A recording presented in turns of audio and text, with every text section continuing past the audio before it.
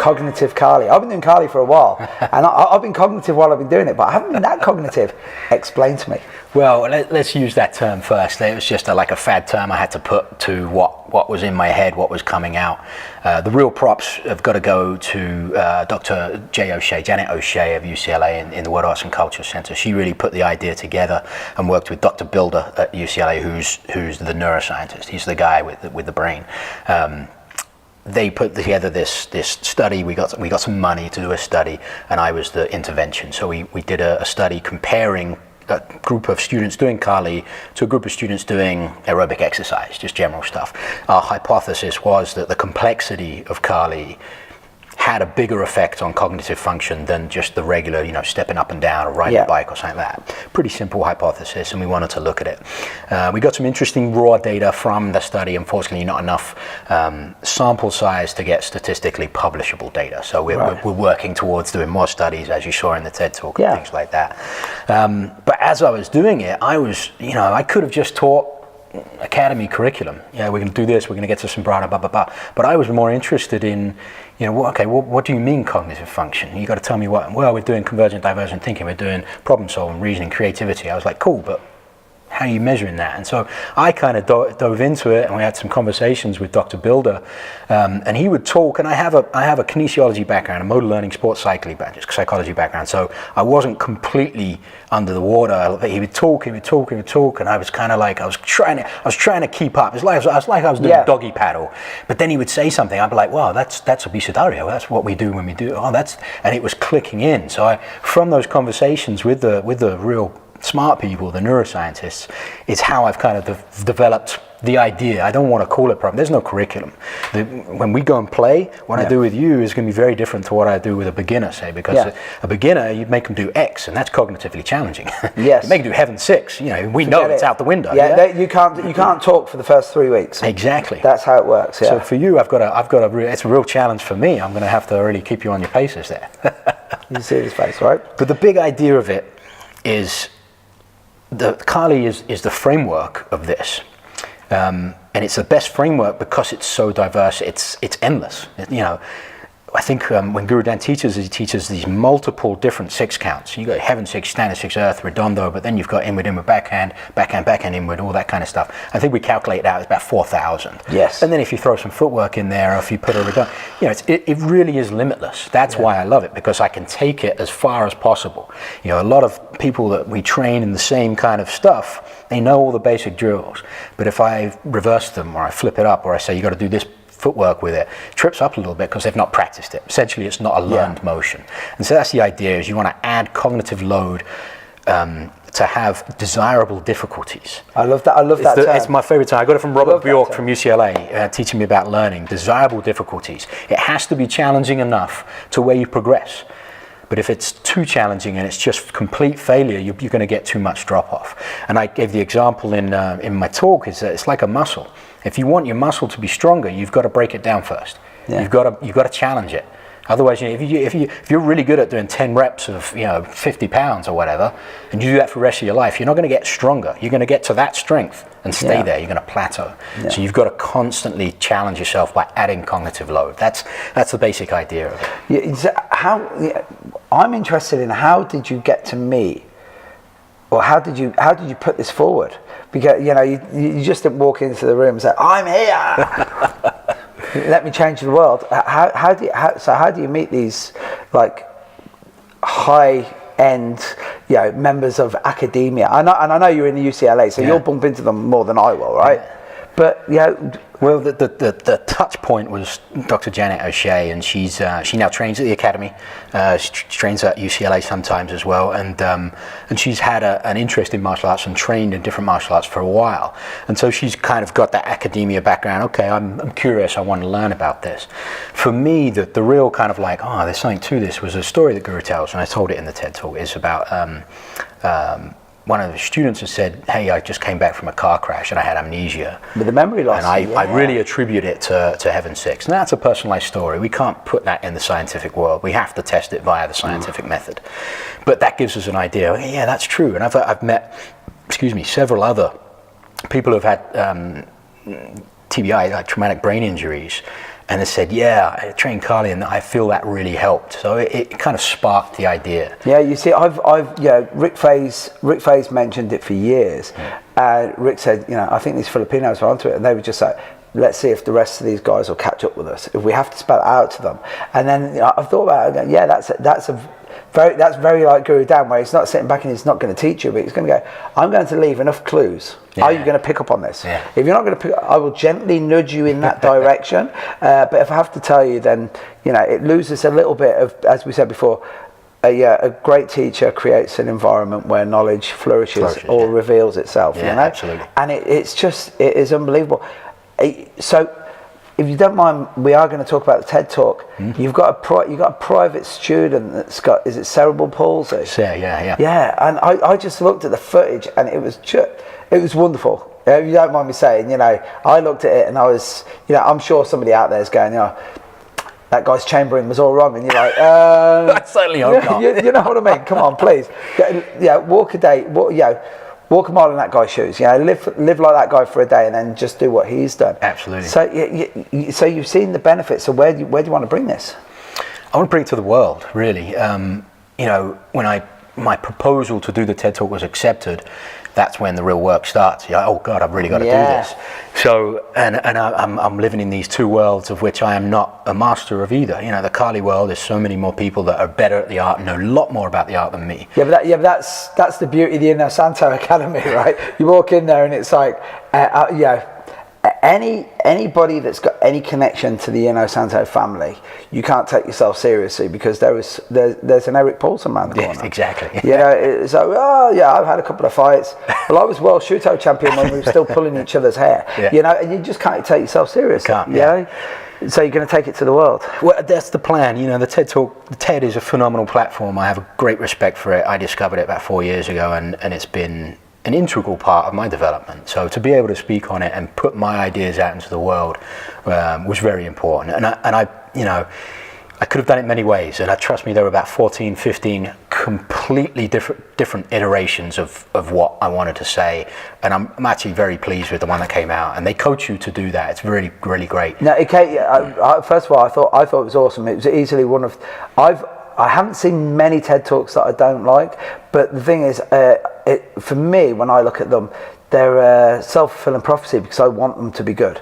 Because I just like the idea of smart people getting in a room, helping people like me who aren't smart to be a bit smarter. And some of the subjects that people talk about, fantastic. I wouldn't have even thought that I didn't even know that existed. Exactly, that's so great. Yeah. It was unbelievable. It's unbelievable. So what's the future hold for you, apart from the TED Talks? Just training-wise? Training-wise, as long as Guru's around, I'm in LA. That's every time I'm sitting in class with him, I'm a part of history.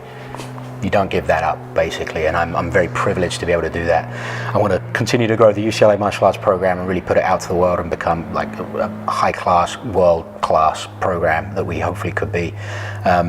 And then personally, I'm looking into a lot of other stuff. So you talked about Renaissance men earlier, and that really drums into me because that was a key part of what I wanted to bring into the talk with having the drummers there. And there's 2 lines that I missed because I memorized the whole thing, but I forgot 2 lines, and one was really important to me. It was talking about dance.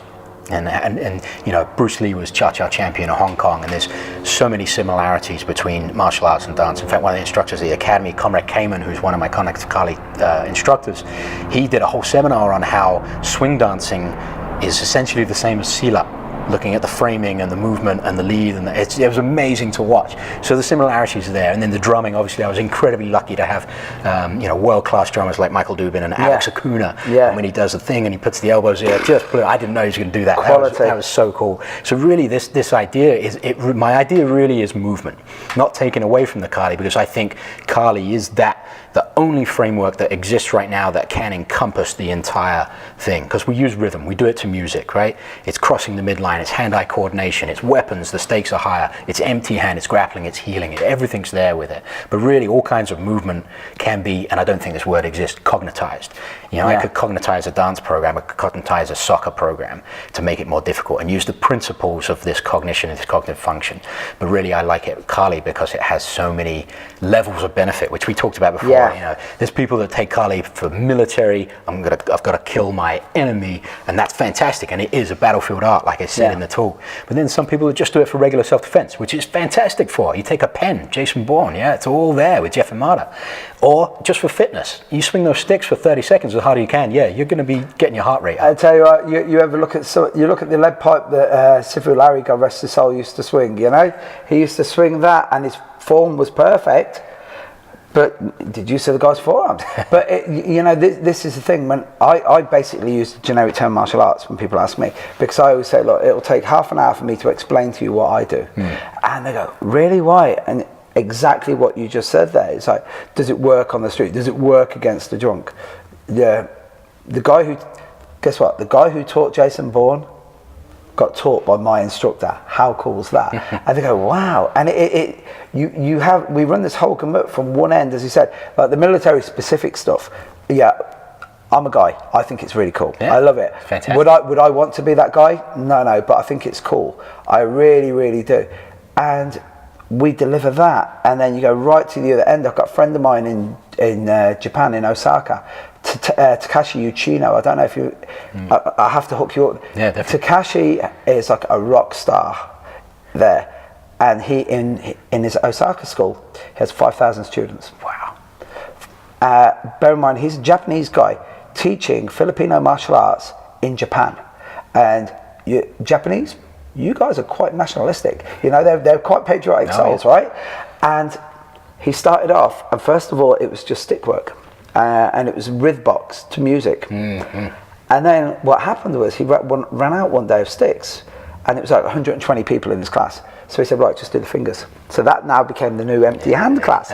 But it was like, he has housewives coming to train with him, and they have absolutely no idea that this actually would work. And that's the one thing that I do love about Kali. It's like, would the stick work ever work? And I go, I don't know. For every stick fight I've ever been in, And then of course, once we start going into the Panatukan and the empty hand, then it's like, the only reason I knew this was because the stick informed me. You know, my dear friend Terry Barnett, Terry, you'd love him. Terry's whole rationale behind stick work is, it is just for good body mechanics. That's all he wants. Guides the hand. Yeah, that's it. And then it brings everything else in. I tell you something, you're blazing a trail, man. Oh, I hope so. I want to throw a couple of things in there as you spoke. One, I just watched a video. Irvin Quentin with the TBA was teaching elbows by putting swords on here, and you've got to slash up. And I was like, I'm totally stealing that. Sorry. That's an amazing way to teach. And then, as you're talking about, you know, Kali, the spectrum of Kali. I did a seminar at the Inosanto Academy with Grandmaster Esther Lilia, who's the Kabarawan Grandmaster. And he said, listen. And Francis Fong has said something similar. Well, actually, it's slightly different. He said, listen, we're all cooking chicken. We're just using different recipes. Francis Fong, he was talking about fundamentals. He said, everyone wants to cook chicken. Some people just don't have any chicken. They want to cook the recipe, they just don't have the ingredients. And then they'll go to KFC and think that's chicken, exactly, right? But the idea, like, for me, I've never trained with a Sayaka Atienza instructor specifically, but I've seen it, and I've talked about it a lot with a good friend of mine, Patrick Fugit, who's a phenomenal martial artist and just did an amazing TV show out in the US called Outcast. And he talks about it, and their pedagogy, which is the science of teaching, their curriculum, the way of learning, the way of teaching it is phenomenal. It resonates with me so much, but I've never trained with them. But I see that. You take, I train with Jason Gerhardt, the modern Arnis from the Remy Presas line. That's super technical and like brain scramble. Like the first time he did this dummy lock on me, which is, you're locking yourself. You could release it, but you're locking yourself. I was just absolutely stunned. And then I was like, show me how to do it. That's super technical, and it takes a long time. A lot of the left versus right tapi. Beautiful. And then you got the Dog Brothers who, we're going to see if this works in real life, and we're going to swing hard and fast. It's all valid. It's all there. It's all Kali. It's crazy. As you were saying this, you know, David and Linda Hatch, right? You know, David. I know David and Linda. Wonderful. I actually went deaf overnight just from too much of that. So kids at home don't get punched in the ear a lot, right? And we were in Duluth, Minnesota, and Linda obviously is deaf. So David, I don't know if you ever watched them. Yeah, I've got to give David a shout because he's a great guy. They're fantastic. But they're wonderful couple. But when they're teaching the seminar, I don't know if you ever watched it. I've never watched them teach. When you watch, what will happen is David will sit here and Linda just watches David, and David mouths every word really clearly, so she picks up, and they look like your average suburban couple, right? And I mean that with the greatest respect. Yeah. And then you see them swing sticks, and you're like, geez. And he knows, he's like Data from Star Trek. And he's saying, well, what do you know? And I went, angle 1, angle 2, 4, 5, 3, 4, 5. That's me. And he's like, yeah, you should get more into this. And I'm like, as long as the body keeps up, I'll stick with the jiu-jitsu and the Thai boxing for a while there. But again, that's the beauty of what we do. There is room in the end for us all. You know, that is the thing. So why does Kali lend itself so well to just? It obviously lends itself well to cognitive Kali because it's called that. But no, but why does this training methodology? Why does it suit Kali so well? So, you know, of the research that's out there, which is limited, and me speaking to several neuroscientists in the US and Canada, Dr. Olaf Krigolson is someone I'm working with on that brainwave idea. He just did that with some monks up on Everest. It's absolutely amazing. And Dr. Sean Mullen in Illinois is doing some virtual reality game stuff with Kali, and he's totally sold. He came, watched, I did another presentation on it. He came, watched it, signed up with Jack McVickers in Illinois and does jiu-jitsu and Kali and everything training with him. We sold the neuroscientist on the martial art. And I have to apologize to his wife because he doesn't see him as much. Yeah, I'm in. But the idea of it is based in the simple way to talk about it, and I got this from Dr. Adele Diamond in University of British Columbia in Vancouver. We had a conversation, and she's done a review of literature on movement and the brain, movement and cognitive function. And she talks about executive functions. Executive functions are enhanced, they use the prefrontal cortex and all of the neural areas that are interconnected with that. And the basic 3 executive functions are response inhibition, cognitive flexibility, and working memory.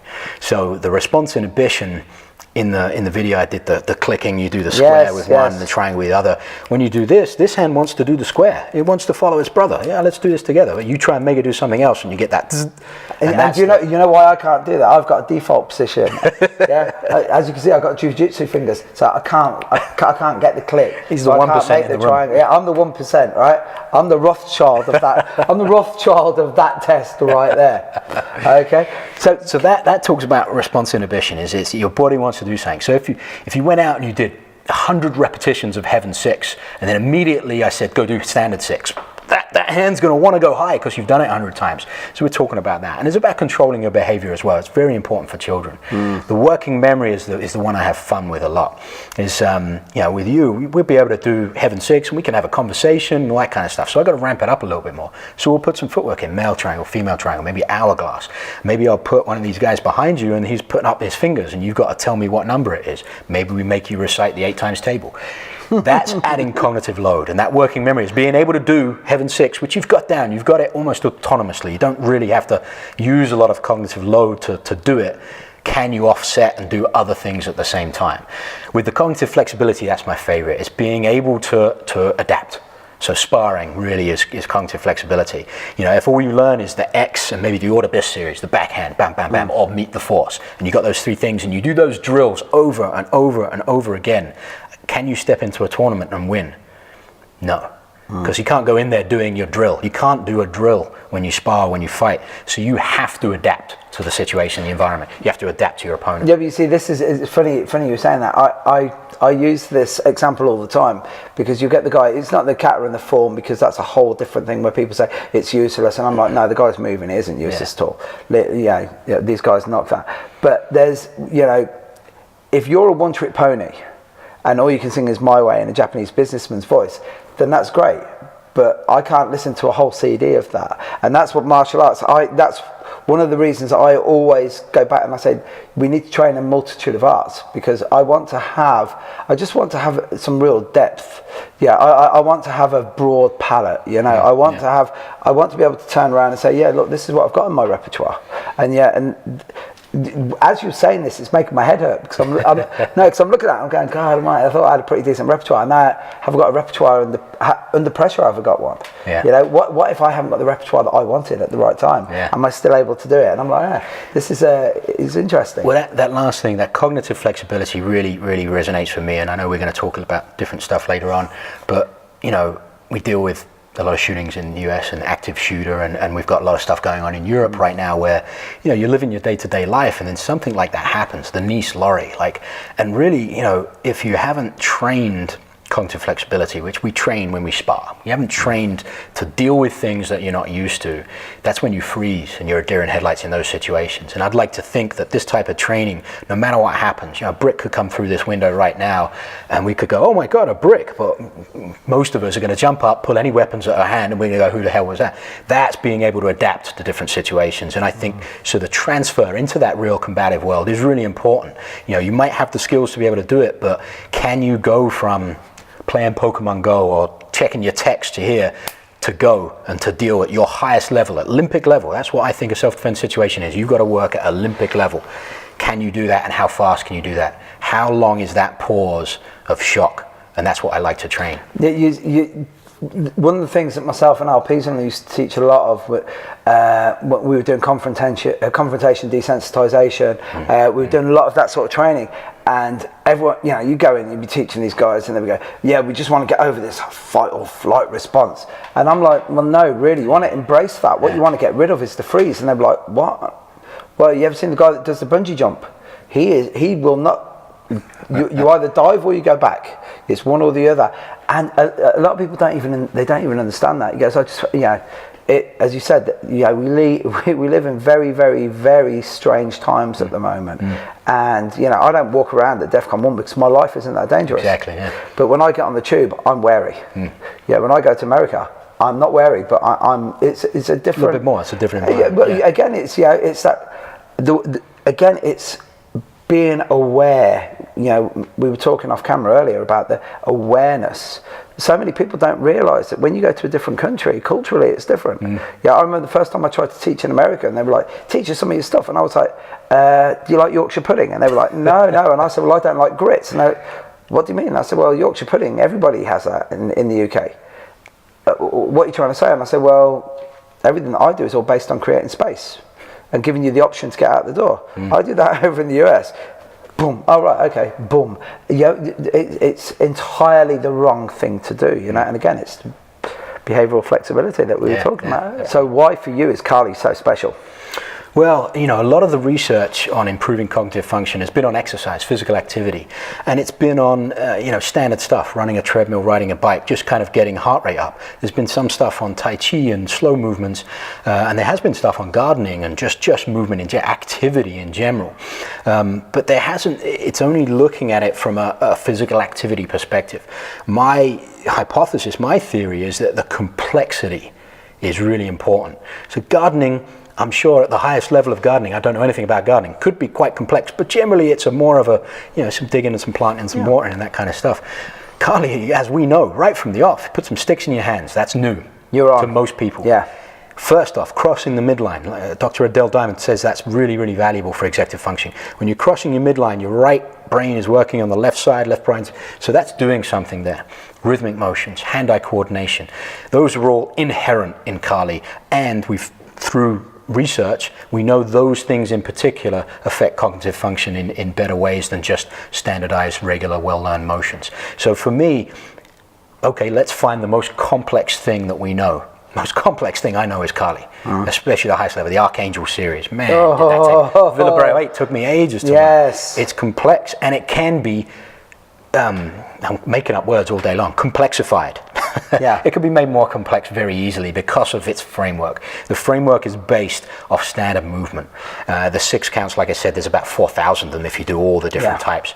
You throw in different stuff, you throw it around your head, you throw the footwork in there, and then you start talking about the awareness as well. One of the cool drills, like as I talked with other people, they've said they've come to me with their drills that fit, and I'm like, yeah, that's totally it. And one guy was like, you got to spar these 2 guys, just light sparring, touch sparring, pop, pop, pop, pop. But at the same time, time, your partner is blindfolded and you have to guide him through an obstacle course. So you got to deal with those 2 punches and the kicks, and you go, no, left, 2-step, what, hang on. Yeah. That's amazing. And so you can do anything. You can turn anything really into it. But I think because we've got a world community of Kali out there that know the basics, X, Heaven 6, that kind of stuff, you've already got that framework, so you can really build on the actual cognitive enhancements very quickly. Well, you mentioned on the TED Talk where you were saying, you said that, say, Shotokan Karate, the level of focus that was needed, that suits for attention deficit, boom, straight on. And I've had this for years from parents. My child, when they're with you, they have no problems with their attention. And I always put it down to, yes, but this isn't a debating society. They know I'm in charge. And I'm oversimplifying it, because what it is, I don't give them time to do anything. Well, you used the perfect term. I oversimplified it in the video. I used Shotokan Karate because it is a very traditional art and there's very disciplined. There's people that teach very non-traditional arts that have the discipline and focus. So I'm not taking that away from anyone. I think it really comes down to the instructor. Yeah. And I think martial arts lends itself to that more than really anything else, because there's that mysticism of the black belt, of the instructor at the front of the class. The kids come in and they're a little bit, I better pay attention here because it's he's demonstrated social worth. He's got a different belt than me. Yeah. And he's at the front. Yeah. When do I get to do that? When you're at the front, so get back. I literally had that with jiu-jitsu last night. 2 young guys came in, they were at the front of the queue, front of the line, and I said, I will see you guys in about 5.5 years' time. And they went, what? And I went, yeah, you're 10 foot down there. Why? Because you have to get all the way up here. Why? And you had to explain because I earned the right to be here. But why? Well, class is starting in 2 minutes. And in about 2.5 minutes, I'll be choking one of you out, in a nice way. But again, it's once we set out the parameters, then we can learn. Exactly. Yeah. And that's it. As you said, some of the words you use, like the framework. Once you have a framework, that's the one thing the one thing I love about Kali is you learn the framework, and it's the whole, again, for another time, who had the biggest influence on Jeet Kune Do? And I'm thinking, I don't know. The guy who said, learn the principle, abide by the principle, dissolve the principle, go back to the principle. I think it was the guy who came out with stuff like that, because I like the way Guro Dan teaches, the way he says, you learn this until you don't need it anymore. When you're coming off Titanic, that lifeboat's the most important thing in the world. But when you get to shore, you don't need that lifeboat anymore. But it doesn't devalue how that important that was. Especially when Leonardo DiCaprio's floating past you on a door. You know what I mean? There's plenty of room for him on that door as well. Now that. I tell you, that's another subject. Have you seen that? There's actually a medical study. There's actually a scientific study on that, where they looked at the space and there was enough room. There was enough room on Kate Winslet's door for him. Yeah, that's key. Well, like you said, to be free of the structure, which is essentially the principle of JKD. You're free form. You have to know the structure. You can't be free of the structure before you know it. Exactly. It's like broken rhythm timing. You got to have rhythm, and that's hard for me. Yeah. I'm a white English guy. I don't have much rhythm. No, I've used this example a few times. I've got a couple of friends of mine who are really good musicians. A friend of mine, Jason Peterson Delaire, who's actually on tour at the moment with Michael Bolton. But trust me, those guys are really, really good musicians. Michael, maybe not so much, but no, Michael's a cool guy. But he's one of these guys that when he jams, I don't know enough about it, but I know it's cool. Yeah. And it's like, JKD is like jazz. Some people it sounds like a mess, but you go, no, sorry. Do you know how high? It's the old Dolly Parton line, isn't it? Do you know how expensive it is to look this cheap? Yeah, and that's the same. That's the same thing in martial arts. Yeah, absolutely, you know how much I had to learn to get to here. Yeah, totally. So while we're talking about movement, tell us where we are today and what you're doing with these guys. We're at Coactive Health in Chalfont St Giles, and Matt and Rome wanted to learn some new skills. So I use Kali, and I've done a little bit of Jun Fan kickboxing with them as well. So they've been picking it up very fast. It's been great. Now, while I've got you on this, Conor McGregor famously brought a movement coach in, right? Absolutely. What was your views on this? I've seen a couple of videos, so I don't know much. I believe his name's Ido Portal. And for me, any movement is good. You want to have the whole spectrum of movement for whatever you got, but also you've got to think what's my purpose. So when I train some of the athletes at UCLA, the football team, the water polo team, I think Chi Sao would be really valuable to them. But for me to get them to the level of Chi-Sao that would be valuable would take a lot of time. That takes away from the other training that's very important for their sport. So you got to balance that, and that's what every movement specialist, every athlete, every fighter does. It's like, what's most valuable? They're going to do some striking, they do some Muay Thai, they're going to do some grappling and wrestling and jiu-jitsu. They're going to do some other stuff. They're going to look at what's happening, what's the thing, and it's either going to be valuable or it's not. The only way you can tell is fight day. Yeah, we're going to see what happens. Well, you see, it is funny because it's like a friend of mine, Dan Hardy. Hello, Dan. Dan's wife is a yoga teacher, and you see Dan move now, and we take the fight bit out of it. This guy just moves better now. Yeah. And when I was watching Connor, it looked wonderful. I thought the movement looked perfect. It looked, would that? I've been doing more of this against Nick Diaz. That's me personally. Well, I'll use one of Guro Dan. He uses this regularly, weekly. He talks about the judo, the Shotokan. There are, he says a different number every time. 57, 63, 65 actual throws in the Shotokan and judo. How many do you see in the Olympics? Each athlete 3 to 5, right? They've got their bread and butter moves. Now, did they step onto the mat and say, those are my 5, or did they practice all 65 and that's how they discovered them? So that's my theory, is if you want to get really good at something, you got to go find out what everything is out there. So maybe that's where Conor McGregor's going with that. He's going, okay, I'm going to learn a lot of movement, and that's what's going to help me specialize in what my bread and butter technique is to maybe put Diaz on the floor. Well, you see, this is my one thing as well. Is I'm a huge Conor McGregor fan. I'm a huge John Kavanagh fan. John, if you're watching, we want you, right? But you know, that was pure Jun Fan kickboxing against Jose Aldo. He caught him quick. But you know what? You teach it. That's Jun Fan. That's Jun Fan kickboxing 101 right there. Yeah. So you know, he's flying the flag for JKD. Absolutely, yeah. But again, thank you so much for your time. It's a pleasure, man. Thank you so much. No, thank you.